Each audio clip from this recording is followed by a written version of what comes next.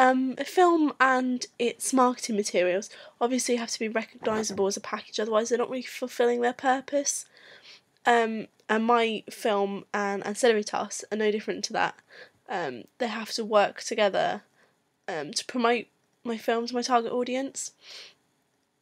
Obviously I began with my film, that was the initial part of my production, and I wasn't always thinking about what I could do in my film to then include in my poster and my review. But I did think whilst I was producing it, how I would like to portray what I was making in my poster and review at the end. It was when I really started to research the two forms that I really began to consolidate my ideas and choose what it was that I wanted to show. My film is called Paths, because it's kind of how my character Harry, how he chooses his path in life, effectively. And so I was initially planning to have, because obviously, as I said before, film posters have such typical conventions that you kind of have to use them. You can develop them, but you do have to use them in order for your target audience to understand that it is a film poster. So I was planning to have the typical sort of image of the lead cast, to have Harry and Shane sort of walking down a path to kind of illustrate their moving, or his moving, down their sort of metaphorical path in life. When I went to edit this in Photoshop, I quickly kind of realised that the image quality was really differing. There was a lot more definition in Harry's image than Shane's image, and using them together resulted in a really unprofessional finish.